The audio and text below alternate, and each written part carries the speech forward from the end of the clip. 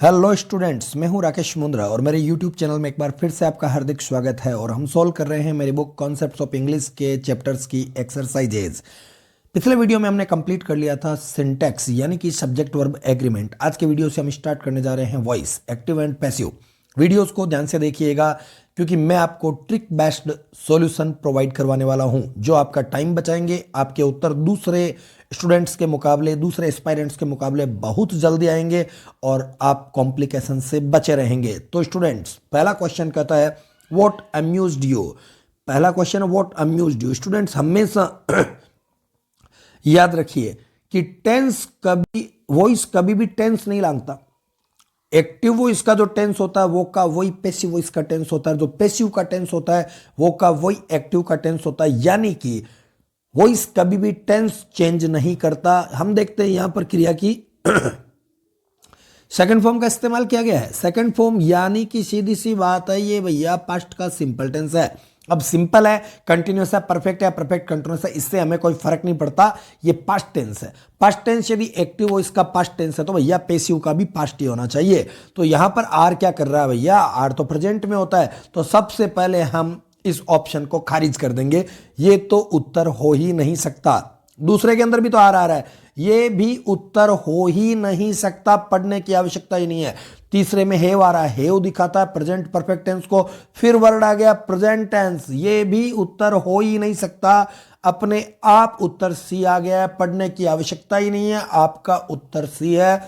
मैं इस ट्रिक को एक बार फिर दोहरा देता हूं कि वॉइस कभी भी अपने टेंस को नहीं लांघता है, वॉइस कभी भी अपना टेंस चेंज नहीं करता है। ये सबसे इंपॉर्टेंट मैजिकल रूल्स में से एक है।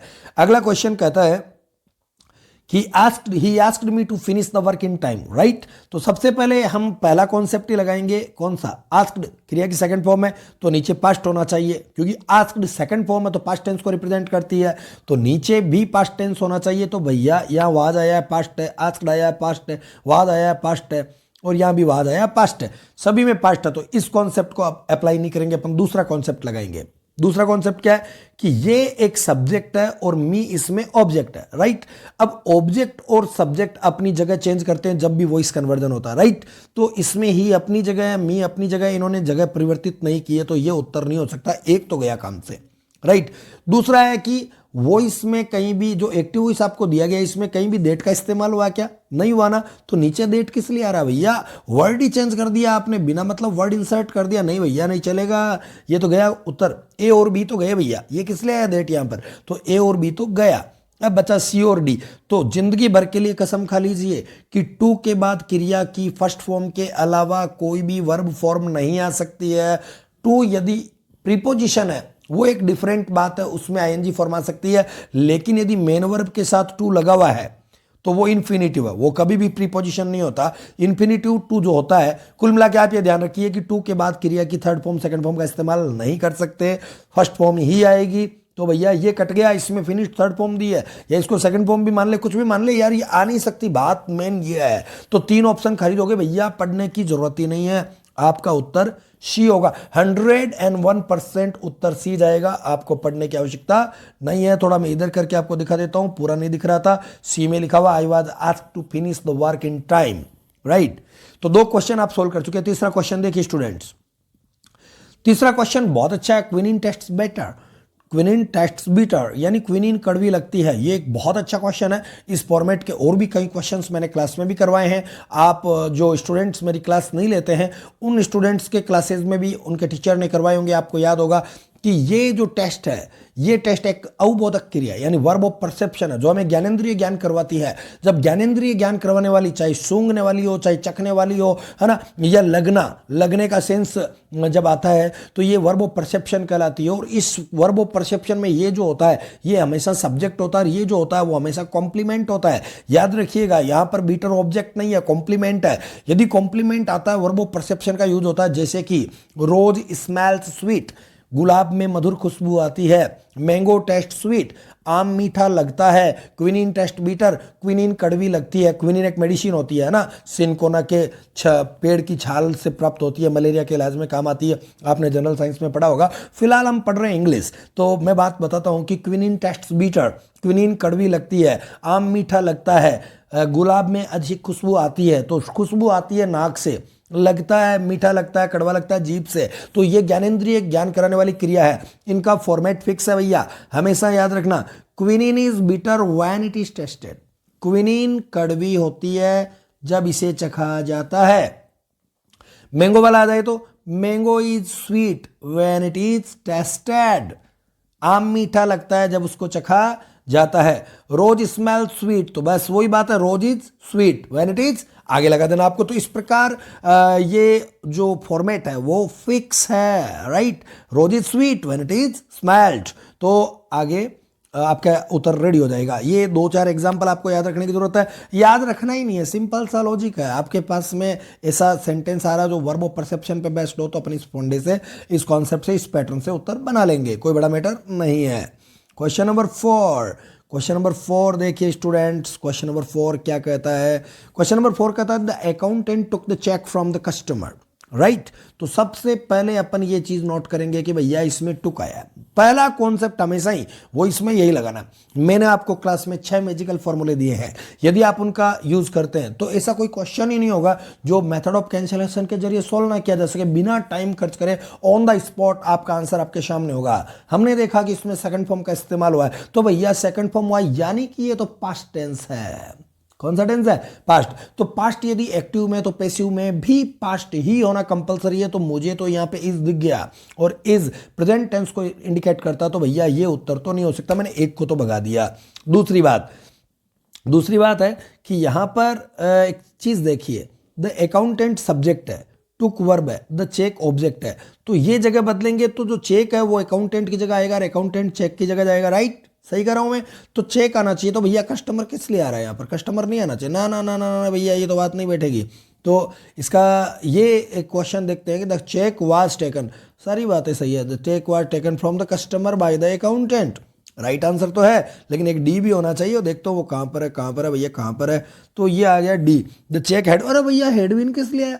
हेडबिन की तो जरूरत ही नहीं है यहाँ पर। हेडबिन तो तब बनेगा ना पैसिव में, जब एक्टिव में हेड होगा तो पैसिव में हेडबिन होगा, है ना। हेडबिन तो आने का सवाल ही नहीं उठता। याद रखिए बच्चों, एक्टिव वॉइस में आपको सेकंड फॉर्म दिखाई देती है, इसका मतलब पैसिव में 101% वाज वर्ग के साथ थर्ड फॉर्म दिखाई देनी चाहिए, इसके अलावा कोई चारा नहीं बचता है, राइट।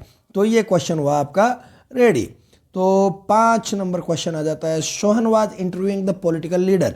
देखो भैया वाज आ गया, इंटरव्यूइंग आ गया, पास्ट कॉन्टिन्यूअस टेंस है, लेकिन बात यह है कि पास्ट टेंस है।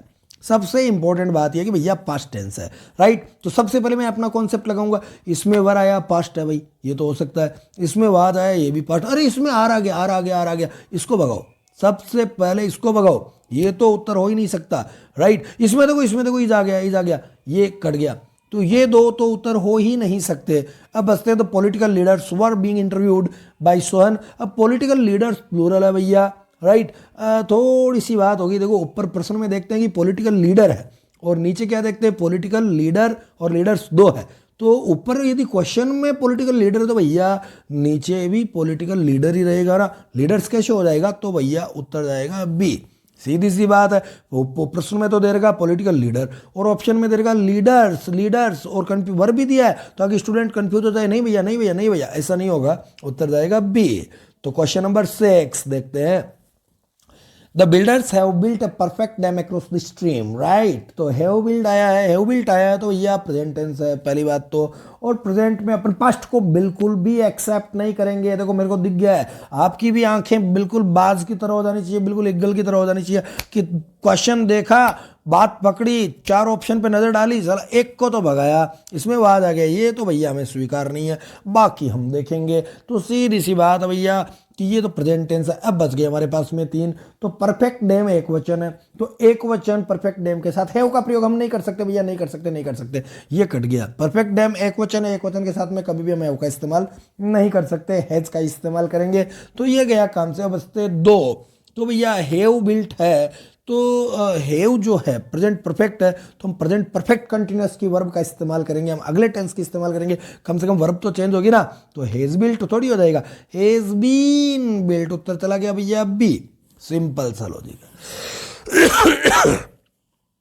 उत्तर चला गया बी, सिंपल सा लॉजिक है। इसके कटने का एक कारण और भी है, देखो इसमें दिया ए परफेक्ट डेम और इसने दिया द परफेक्ट डेम, नहीं भैया बैठने वाली बात नहीं है। तो चलो हमने 3 ऑप्शन काट दिया, 3 ऑप्शन कट गए, तो जो चौथा बचा है वो राइट आंसर है, दैट्स ऑल।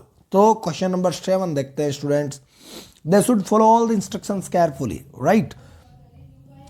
तो यहां पर देखते हैं शुड फॉलो आया है, ये तो मॉडल का क्वेश्चन है, टेंस का बेटर रहा नहीं, तो कम से कम एक फैक्ट है, एक फैक्ट हमेशा याद रखिए कि एक्टिव वॉइस में जो मॉडल इस्तेमाल किया जाता है, पैसिव वॉइस में वही मॉडल और साथ में बी लगा हुआ होना चाहिए। एक्टिव वॉइस में जो भी मॉडल आए ना, वही मॉडल पैसिव में आना चाहिए और साथ में क्या लगा हुआ होना चाहिए, बी। Right right right. तो देखते हैं। अरे भैया इसमें तो आर आ गया, ये तो गया काम से। मॉडल के सवाल में टेंसों का कोई काम नहीं है भैया, तो ये गया काम से। अरे ये देखो ये हैव आ गया, ये भी प्रेजेंट पर गया गया गया गया। और मॉडल में सूट की जगह कैन डाल दे रहे भैया, गया गया गया गया, ये तो गए 3। अरे किस लिए आया भैया कैन, मॉडल तो तू है लेकिन हमें सूट ही चाहिए, क्योंकि मॉडल के वाक्यों का मॉडल वही रहता है, उसके साथ बी लगा के थर्ड फॉर्म लगाते हैं, फाइनल फंडा है। तो ये उत्तर आ गया बी, पढ़ने की आवश्यकता ही नहीं रहा, प्रश्नों के उत्तर पढ़ने की आवश्यकता ही नहीं है, सीधे उत्तर है द रूम वाज क्लीन्ड।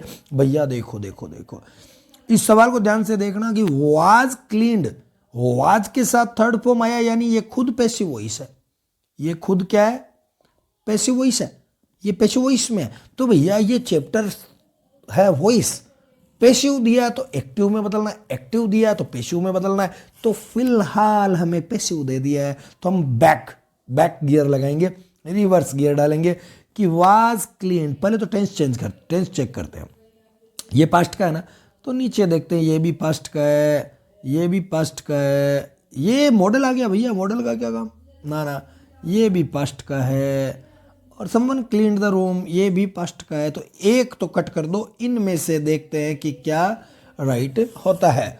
तो ये भी जो है वो गलत हो जाएगा, क्योंकि आई यहाँ पे कहीं भी बाई मी नहीं दिया हुआ है, तो आई तो हम नहीं काम में ले सकते, तो ये तो कट गया, राइट। अब बच गए एक ये और एक ये।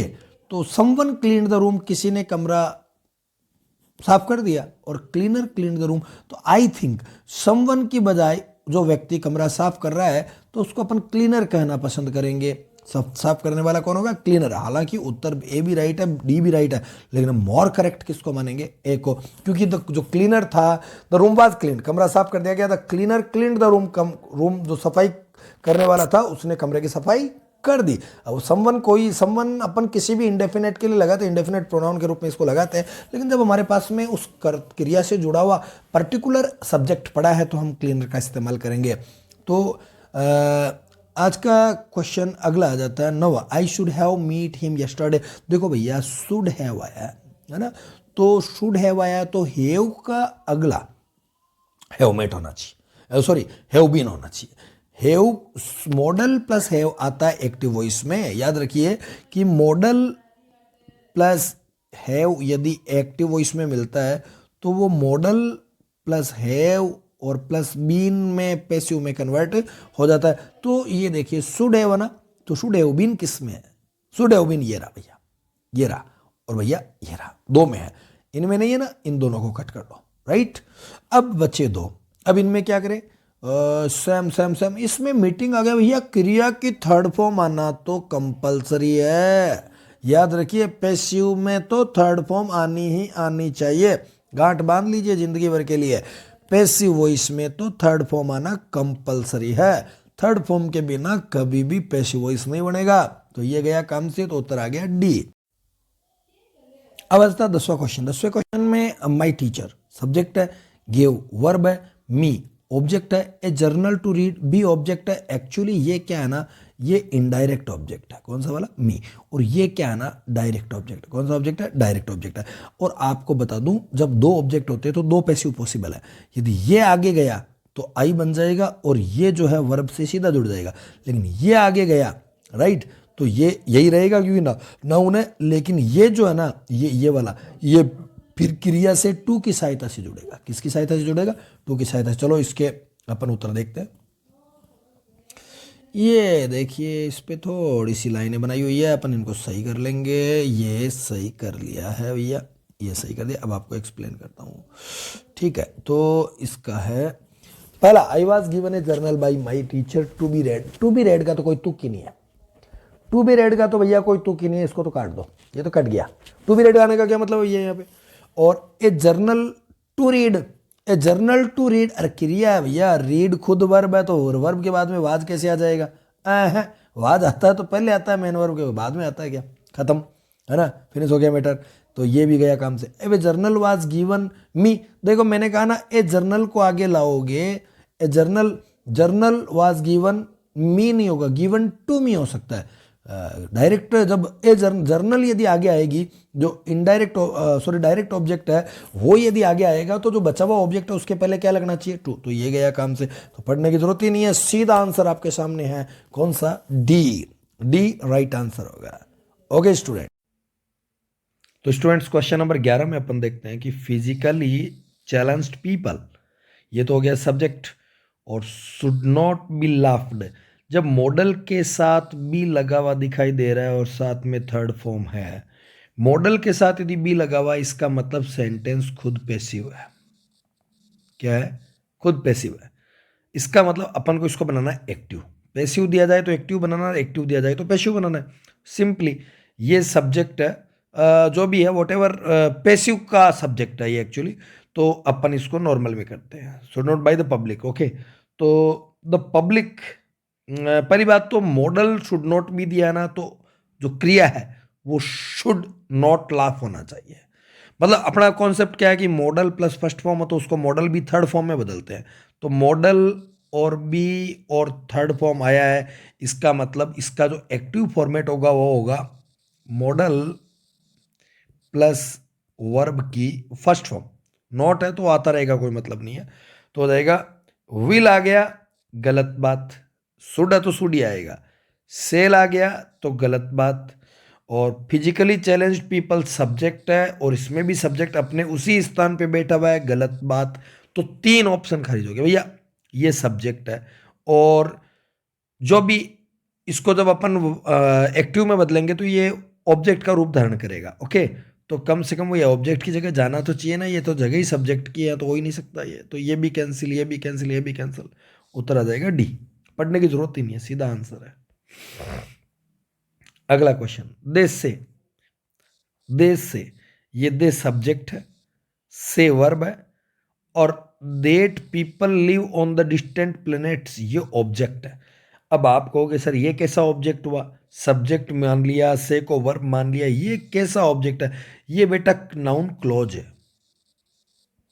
नाउन क्लॉज, ये नाउन क्लॉज क्या होता है आप में से अधिकांश बच्चे जानते होंगे, जिन्होंने मेरी क्लासें ली है वो डेफिनेटली जानते हैं नाउन क्लॉज क्या होता है। जब शब्दों का एक समूह है जिसकी खुद की क्रिया भी और पूर्ण अर्थ भी रखता है और वो नाउन के इक्वल काम करता है, तो उसे नाउन क्लॉज कहते हैं। नाउन क्लॉज एक ऑब्जेक्ट की भूमिका अदा कर सकता है। ऐसे सेंटेंस जब भी आते हैं, इसके लिए मैंने एक तरीका बता रखा आपको। प्रेजेंट का वाक्य है तो इट इज, पास्ट का वाक्य है तो इट वाज। तो इस जो क्लोज ऑब्जेक्ट आपको दिया गया है, इसके लिए अपन इट वाज का प्रयोग करेंगे। बीइंग आया, इज आया, पहले सॉरी बीइंग आया, सबसे बड़ी गलती। बीइंग का प्रयोग पैसिव में तभी होगा यदि एक्टिव में आपको क्रिया की बी वर्ब प्लस इजारम आईएनजी दिखाई देता, मतलब बी प्लस आईएनजी दिखाई देता है, जैसे इजारम आईएनजी या वाजवर आईएनजी, उस कंडीशन में ही पैसिव के अंदर बीइंग का प्रयोग होता है। और जो ये थर्ड फॉर्म होती है ये किस में बदल जाती है? सॉरी, ये आईएनजी फॉर्म होती है, किस में बदल जाती है? थर्ड फॉर्म में। एक्टिव की आईएनजी फॉर्म जब थर्ड फॉर्म में बदलती है तो उसके पैसिव में बीइंग का प्रयोग होता है। तो ऊपर तो कोई आईएनजी फॉर्म है ही नहीं, तो अपन किसका बीइंग का प्रयोग नहीं कर सकते। नीचे देखे, it is said that people live, it is said ये हो सकता है। इट इज सेइंग, सेइंग कैसे होगा भाई? सब्जेक्ट ये, वर्ब ये, तो से जो वर्ब है ये तो थर्ड फॉर्म में कन्वर्ट होगी। तो ये थर्ड फॉर्म नहीं है, ये थर्ड फॉर्म है, ये थर्ड फॉर्म, लेकिन इसमें ये जो से है वो क्रिया की फर्स्ट फॉर्म है। फर्स्ट फॉर्म यानी प्रेजेंट का सिंपल टेंस है। ठीक है, तो प्रेजेंट का सिंपल है तो पास्ट की क्रिया क्यों काम में ली जाएगी, ये खारिज इसलिए हो गया, ये बीइंग खारिज इसलिए हो गया क्योंकि बीइंग आ ही नहीं सकता, ऊपर आईएनजी फॉर्म होगी तो नीचे बीइंग आएगी, और सेइंग का तो शेड बनेगा क्योंकि मुख्य क्रिया ये है तो थर्ड फॉर्म शेड बनेगा, तो तीनों ऑप्शन खारिज हो गए, तो उत्तर आएगा सी। 13वां क्वेश्चन देखते हैं, we can send the parcel tomorrow. आराम से देख लीजिए, sorry, can we send the parcel tomorrow. पहली बात देखो, जो मैं देखूंगा आपको भी वही देखना है, आपको आदत बनानी कि अपन क्वेश्चन को ऐसे ही सोल्व करेंगे कि भाई मॉडल आया कैन, तो नीचे भी कम से कम कैन दिखना चाहिए, इसमें कैन है, इसमें कैन है, इसमें कैन है, इसमें कैन है, राइट। अच्छा, सेंड क्रिया की फर्स्ट फॉर्म है तो इसकी थर्ड फॉर्म होती है सेंट, नीचे थर्ड फॉर्म देखनी है, इसमें सेंट है, इसमें सेंट है, इसमें सेंट है, इसमें सेंट है, सभी राइट है। ओके, अब है वी, तो वी का होना चाहिए बाई एस, तो बाई एस, इसमें बाई एस नहीं दिया गया है, लेकिन वो कोई जरूरी भी नहीं है बाई एस है, इसमें बाई एस है, बाई एस है। अब एक काम करते हैं, कम से कम मॉडल है तो बी आना चाहिए, तो इसमें बी सभी में है और इसमें बी नहीं है। देखो एक बात, एक तो गया ना काम से, डी तो भाई याद रखिए, एक्टिव वॉइस में यदि आपको मॉडल दिखाई देता है इसका मतलब है पैसिव में 101% वो किस में बदल जाएगा, मॉडल बी में, चाहे सवाल इंटेरोगेटिव हो चाहे और कुछ हो। तो सिंपली केन आया तो नीचे केन भी होना चाहिए, तो इस एक में नहीं है इसलिए ये खारिज हो गया, अब 3 बचे।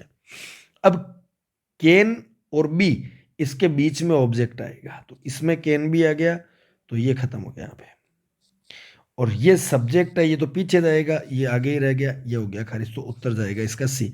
अब मैं बनाने का आपको तरीका बताता हूँ 1 मिनट के लिए, इसको साफ करके थोड़ा सा मैं आपको बना के बताता हूँ इसको तरीका क्या है इसका। देखो मैं बताता हूँ, ये जो है ना केन और सब्जेक्ट, आप ये एक इंटरगेटिव सेंटेंस है, इसको सीधा कर लो पहले 1 सेकंड के लिए, कल्पनाओं में अपन सीधा कर लेते हैं कि we can send the parcel tomorrow, right.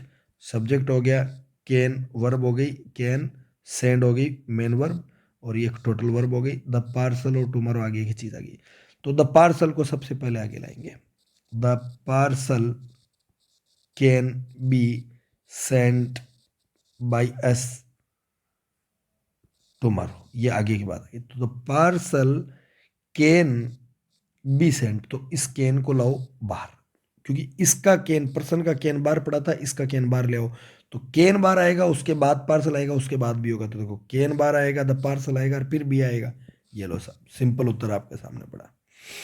14वां question आता है, a detective arrested him as soon as he got home.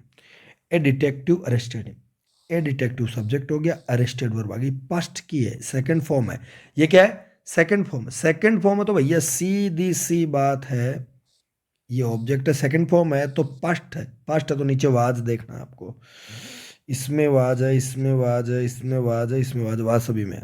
अच्छा, ही वाज अरेस्टेड, देखो एन अरेस्ट यार, हिम आगे आएगा तो किस में बदलेगा, ही में, ये गया काम से, इसमें अरेस्ट है, डिटेक्टिव गया काम से, ये अरेस्ट, उत्तर ही आ गया फिर भी, क्योंकि भाई सीधी सी बात है, स्ट्रक्चर है subject plus verb plus object, passive बनेगा तो ऑब्जेक्ट यहाँ आएगा, वर्ब यहाँ आएगा, सब्जेक्ट यहाँ आएगा, तो ऑब्जेक्ट तो यहाँ आएगा, तो ऑब्जेक्ट है कौन यहाँ पे, हिम है, तो हिम किस में बदल जाएगा, ही में, तो कहाँ जाएगा, ये सॉरी ये रहा बी, ये तो गलत हो गया।